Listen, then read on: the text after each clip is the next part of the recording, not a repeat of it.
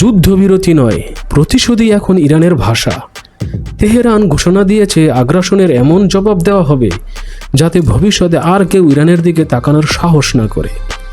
ইরানের পার্লামেন্টের speaker Mohammad বাকের Qalibaf স্পষ্ট করে জানিয়েছেন, ইরান কোনোভাবেই যুক্তরাষ্ট্র ইসরায়েলের সাথে যুদ্ধবিরতি চাইছে না।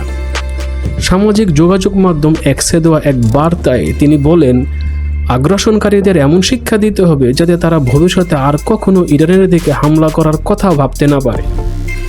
তিনি আরও বলেন, জায়নবাদী শাসন ব্যবস্থা যুদ্ধ, আলোচনা, যুদ্ধবিরতি এবং আবারও যুদ্ধ, এই অন্তহীন চক্র চালিয়ে নিজেদের আধিপত্য ধরে রাখতে চায়।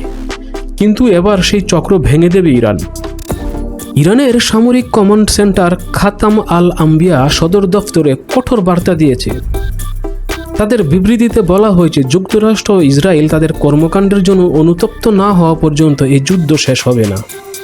একই সুরে কথা বলেছেন ইরানের পররাষ্ট্রমন্ত্রী আব্বাস আরাকচি। তিনি বলেছেন, যুক্তরাষ্ট্রের সাথে আলোচনার অভিজ্ঞতা ইরানের জন্য অত্যন্ত তিক্ত, কারণ অতীতে 2 দফা আলোচনা হওয়ার পরেই ইরানের ওপর হামলা চালানো হয়েছে। এদিকে ইরানের উপপররাষ্ট্রমন্ত্রী জানিয়েছেন, যুদ্ধবিরতির একমাত্র শর্ত ভবিষ্যতে ইরানের ওপর আর কখনো আক্রমণ করা হবে না, এমন স্পষ্ট ও শক্ত নিশ্চয়তা দিতে হবে। তেহরানের বার্তা পরিষ্কার, যুদ্ধবিরতি নয়, নিরাপত্তার নিশ্চয়তা না পাওয়া পর্যন্ত লড়াই চলবেই।